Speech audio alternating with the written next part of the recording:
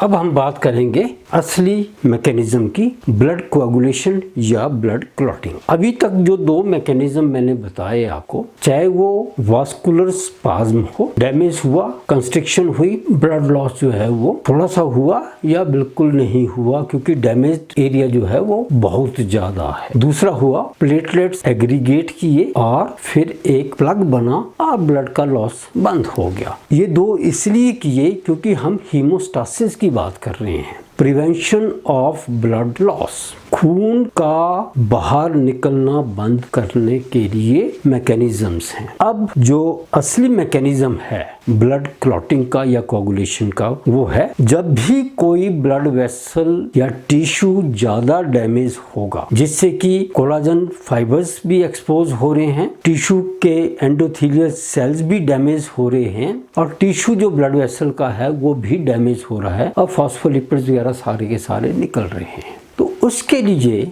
Blood clotting जो है वो होती है और उसका बेसिक है वो है कि हमारा जो नॉर्मल ब्लड है उसमें दो तरह के सब्सटेंसेस हैं। ये दो तरह के जो सब्सटेंसेस हैं, एक तो हैं कोआगुलेंट्स और दूसरे हैं एंटी कोआगुलेंट्स। अब एंटी कोआगुलेंट्स की बात करें तो हमारे केस में हेपेरिन है और आपने लीच के केस में पढ़ा होगा हिरुडिन है, इसलिए उसका नाम हिरुडिनेरिया ग्रेनुलोसा है। ये तो एंटीकोगुलेंट हैं। तो एक नॉर्मल वेसल में क्योंकि हेपेरिन प्रेजेंट है तो ये कोआगुलेंट्स को एक्टिवेट नहीं होने देती, इसलिए नॉर्मली हमारा ब्लड वेसल्स में ब्लड जो फ्लो कर रहा है वो क्लॉट नहीं करता या कोआगुलेट नहीं करता। दूसरे हैं कोआगुलेंट्स। कोआगुलेंट्स वो फैक्टर्स हैं जिनकी एक्टिविटी के कारण ब्लड जो है वो क्लॉट हो जाता है या कोआगुलेट कर जाता है और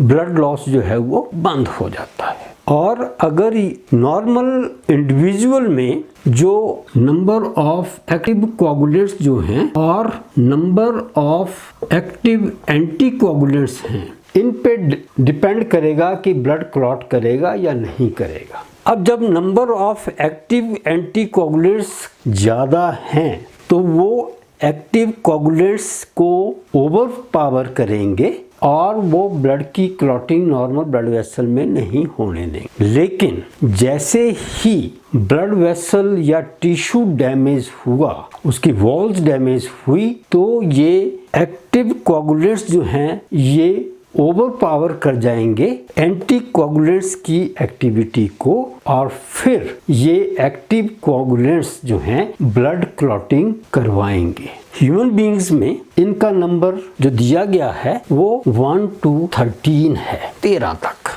तो 1 से लेके 13 तक ये फैक्टर जो हैं कोआगुलेशन में हेल्प करते हैं और इनको रोमन में लिखते हैं 1 to 13। अब ये फैक्टर्स कौन कौन से हैं, फैक्टर का कौन सा है, उसका नाम क्या है और उसका सोर्स क्या है, कहाँ बनता है। अब फैक्टर 1 की बात करें, उसका नाम है फाइब्रिनोजन और फाइब्रिनोजन जो है वो प्रोटीन जो है ये लीवर में बनती है। दूसरा फैक्टर जो है वो है प्रोथ्रोम्बिन और ये भी हाई मॉलिक्यूलर वेट प्रोटीन है फाइब्रिनोजन की तरह और ये भी लीवर में ही सिंथेसाइज होता। जो तीसरा फैक्टर है वो है टिश्यू थ्रोम्बोप्लास्टिन और इसका सोर्स जो है वो है एक तो ब्लड वेसल की एंडोथेलियल लाइनिंग, जो एंडोथेलियल सेल्स हैं ब्लड वेसल के, एंडोथेलियल सेल्स ब्लड वेसल के और ब्लड प्लेटलेट्स। चौथा फैक्टर है वो है कैल्शियम आयंस। इसका सोर्स जो है एक तो जो हमारा फूड है गैस्ट्रो इंटेस्टाइनल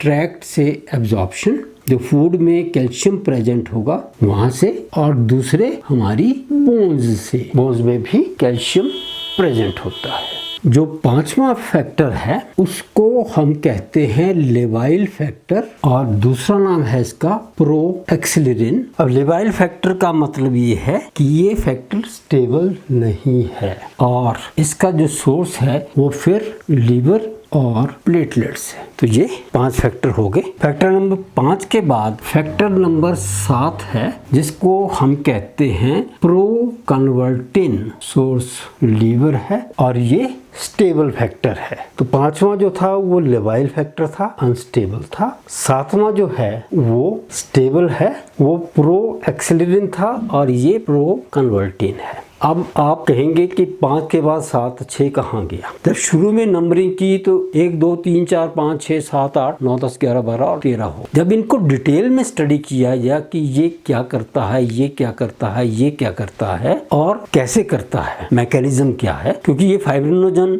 मैंने आपको कहा ये कोगुलेट्स जो हैं वो इनएक्टिव फॉर्म में हैं। जब तक ये एक्टिव नहीं हुए तो एंटी कोगुलेट्स जो हैं उनको डोमिनेट करते रहेंगे। तो जब उनकी एक्टिविटी स्टडी की कि 13 वाला 12 वाला एक्टिवेट होगा, 12 वाला इनएक्टिव फिर एक्टिव, फिर अगला 11 वाला इनएक्टिव फिर वो एक्टिव होगा, फिर 9 वाला होगा, 10 वाला, ऐसे करके। तो जब वो मैकेनिज्म स्टडी हो रहा था तो पाया गया कि ये जो 6 नंबर है ये इन्हीं में से किसी का एक्टिव फॉर्म है, क्योंकि वो इनएक्टिव फॉर्म में उसका नंबर और है और एक्टिव फॉर्म में उसका नंबर 6 है। तो इसलिए उसका 6 का जो है वो डिलीट कर दिया गया। अब 6 नंबर क्लॉटिंग फैक्टर जो है वो एग्जिस्ट नहीं कर, तो 6 गायब हो गया, प्रो एक्सिलरिन 5 हो गया, 7 हो गया प्रो कन्वर्टिन। 8वां जो है वो है एंटी हीमोफिलिक फैक्टर और इसको हम कहते हैं एंटी हीमोफिलिक फैक्टर ए,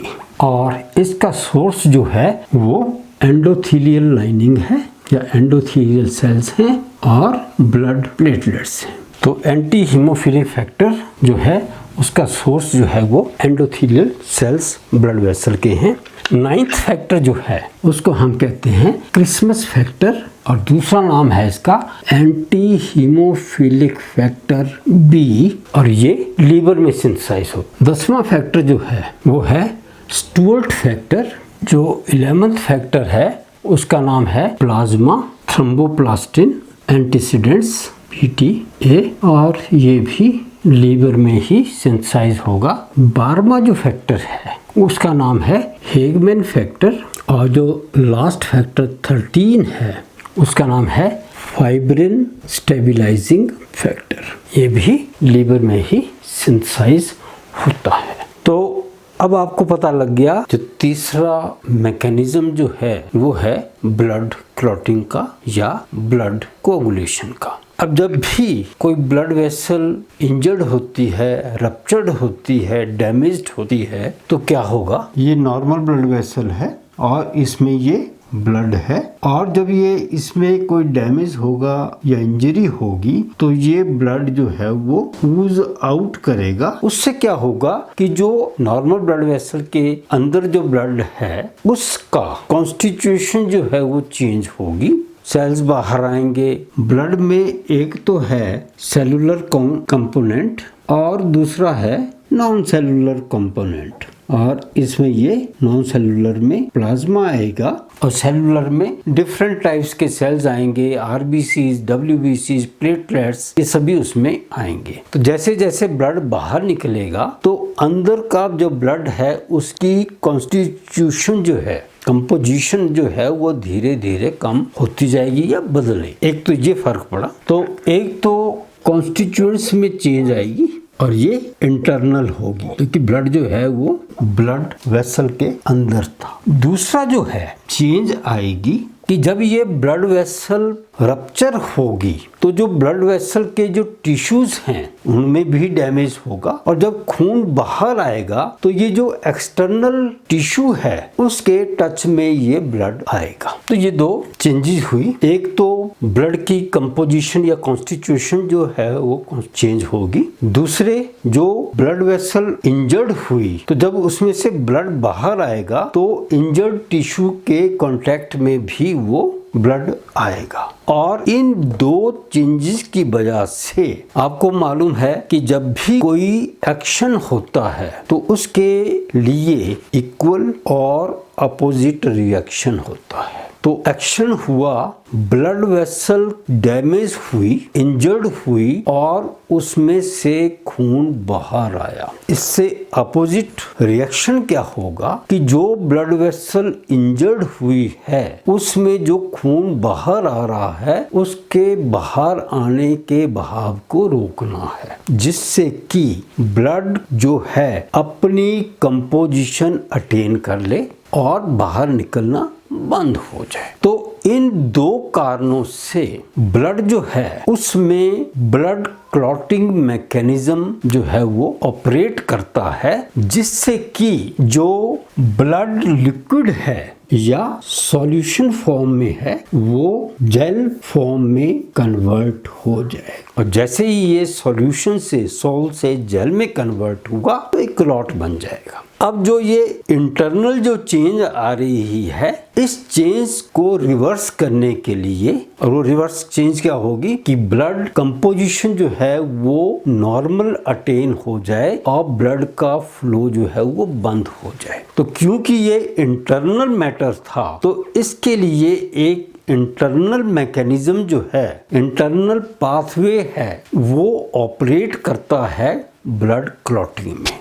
दूसरे, क्योंकि ये ब्लड एक्सटर्नल टिश्यू जो डैमेज्ड है उसके टच में आया तो वो एक और पाथवे शुरू करेगा। तो एक इंटरनल के लिए और एक एक्सटर्नल के लिए पाथवे होगा, जिसको कि हम इंट्रिंसिक और एक्सट्रिंसिक पाथवे कहते हैं। तो ब्लड क्लॉटिंग के हमारे पास दो पाथवे हुए, एक तो हुआ इंट्रिंसिक और दूसरा हुआ एक्सट्रिंसिक। अब ये जो बेसिक मैकेनिज्म है ब्लड क्लॉटिंग का या कोगुलेशन का, वो है चाहे वो इंट्रिंसिक हो चाहे वो एक्सट्रिंसिक हो। तो सबसे पहले जो बेसिक मैकेनिज्म है उसमें है कि जो थ्रोम्बोप्लास्टिन जो है ये एक्टिवेट होगी, और ये थ्रोम्बोप्लास्टिन, टिश्यू थ्रोम्बोप्लास्टिन, ये फैक्टर नंबर 3 है। और ये थ्रोम्बोप्लास्टिन एक एक्टिवेटेड, ये एक एंजाइम की तरह बिहेव करेगी कि ये prothrombin factor number 2, prothrombin inactivated protein है, एक्टिवेटेड थ्रोम्बोप्लास्टिन प्रोथ्रोम्बिन पे एक्ट करेगी और इसको एक्टिवेटेड थ्रोम्बिन में कन्वर्ट करेगी। और ये जो एक्टिवेटेड थ्रोम्बोइन है ये फैक्टर नंबर 1 पर, और वो है फाइब्रिनोजन। ये एक तो सॉल्युबल है और दूसरे इनएक्टिव है, तो इसको ये कन्वर्ट करेगी फाइब्रिन में। और एक बार फाइब्रिन बन गई तो ये फाइब्रिन जो है, एक जो फैक्टर नंबर 13 है, कैल्शियम है, इनकी प्रेजेंस में ये फाइब्रिन जो है एक मैश लाइक स्ट्रक्चर बनाएगी, मैश में जालीदार, और इस जाली में या मैश में सेल इकट्ठे हो जाएंगे आरबीसी वगैरह, और फर्दर ब्लड लॉस जो है वो बंद हो जाएगा। तो बेसिक मैकेनिज्म क्या है कि एक्टिवेटेड थ्रोम्बोप्लास्टिन बनेगी, वो एक एंजाइम की तरह एक्ट करेगी और वो फैक्टर नंबर 2 को एक्टिवेट करेगी, और ये एक्टिवेटेड फैक्टर 2 जो है, थ्रोम्बिन जो है, ये फैक्टर 1 पे एक्ट करेगी और फिर इसको फाइब्रिन में कन्वर्ट कर देगी या इसके मोनोमर्स बना देगी। और एक बार ये मोनोमर्स बने तो ये फाइब्रिन जो है फाइबर लाइक है, तो एक जालीदार स्ट्रक्चर बनाएगी और उसमें डिफरेंट टाइप्स के जो सेल हैं वो उस स्पेस में आ जाएंगे। और एक बार वो जालीदार स्पेस जो है वो फिल हो गया तो ब्लड लॉस जो है वो ऑटोमेटिकली बंद हो जाए। तो ये बेसिक मैकेनिज्म है। अब हम लेते हैं सबसे पहले इंट्रिंसिक पाथवे की बात करते हैं। इंट्रिंसिक पाथवे में क्या होगा, जैसे ही ब्लड लॉस होना शुरू हुआ, ब्लड की कंपोजिशन चेंज होने लगी, वैसे ही इसके कारण जो पहला रिएक्शन होगा वो जो फैक्टर नंबर 12 है वो एक्टिवेट हो जाएगा। तो ये इनएक्टिव है, ए लिखने से ये एक्टिव है। ये 12th एक्टिवेटेड जो है ये 11th फैक्टर पे एक्ट करेगा और इसको कन्वर्ट करेगा एक्टिवेटेड 11 पर। अब जैसे ही ये 11 एक्टिवेट हुआ ये एक्ट करेगा फैक्टर नंबर 9 पे और ये 9th फैक्टर भी एक्टिवेट हो जाएगा। अब जैसे ही ये 9th फैक्टर एक्टिवेट हुआ तो ये 10th फैक्टर पे एक्ट करेगा जो इनएक्टिव है और इसको एक्टिवेटेड 10th में कन्वर्ट कर देगा। और इसके साथ साथ इसमें फैक्टर नंबर 8 और कैल्शियम आयंस की भी जरूरत पड़ी। तो हमारे पास ये 10th ए जो है वो बन गया। अब एक्सट्रिंसिक की बात करते हैं। एक्सट्रिंसिक में क्या होगा, जैसे ही ब्लड टच में आएगा एक्सटर्नल सरफेस के तो एक्सट्रिंसिक पाथवे फॉलो करेगा। तो एक्सट्रिंसिक पाथवे में क्या होगा कि ये जो टिश्यू डैमेज होगा उसके कारण जो फैक्टर नंबर 3 है वो एक्टिवेट हो जाएगा। फैक्टर नंबर 3 जो है वो है टिश्यू थ्रोम्बोप्लास्टिन। तो ये एक्टिवेट जब होगा तो इसके लिए एक तो कैल्शियम आयंस का होना जरूरी है और दूसरे फैक्टर 7 का होना जरूरी है। तो ये 3rd फैक्टर जो है वो एक्टिवेट हुआ और ये इंटर्न 10th फैक्टर को एक्टिवेट करेगा और हमारे पास एक्टिवेटेड 10 बन गया। तो ये एक कॉमन पाथवे पे इकट्ठे हो गए। अलग अलग पाथवे हैं, इंटरनल, इंट्रिंसिक और एक्सट्रिंसिक, और उसमें ये और इसमें ये, और एंड जो है वो है कि जो 10th फैक्टर है वो एक्टिवेट होगा और ये एक्टिवेटेड 10 बन गया। अब ये जो 10th एक्टिवेटेड है ये कैल्शियम आयंस और फैक्टर 5 की प्रेजेंस में ये प्रोथ्रोम्बिन पे फैक्टर नंबर 2 पे एक्ट करेगा और उसको 2nd ए में या थ्रोम्बिन में कन्वर्ट कर देगा।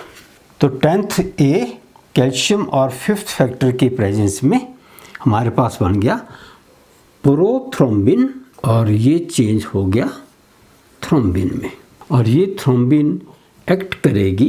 फिर वही बेसिक मैकेनिज्म, फाइब्रिनोजन को फाइब्रिन में कन्वर्ट करेंगी और ये फाइब्रिन जो है ये मोनोमर्स जो हैं वो फिर क्योंकि वो फाइबर टाइप हैं तो ये एक मैश फॉर्म में अकर करेंगे और फैक्टर नंबर 13 जो है फाइब्रिन स्टेबलाइजिंग फैक्टर, इसकी प्रेजेंस में ये फिर ये क्लॉट जो है वो बन जाएगा। अब ये जो थ्रोम्बिन बनी ये फाइब्रिनोजन को तो फाइब्रिन में कन्वर्ट कर रही है।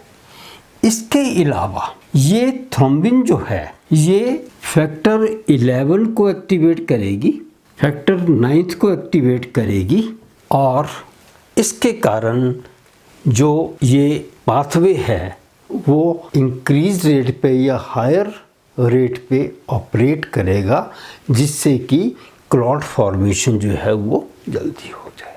अब आपको याद करने के लिए इंट्रिंसिक पाथवे में आप 13 फैक्टर को छोड़ दो तो लास्ट में आएगा। आप रिवर्स में चलिए तो पहले 12 फिर 11 और उसके बाद 9th और इसके साथ 8th। तो ये हमारे पास अपने काउंटिंग जो है वो रिवर्स करनी है।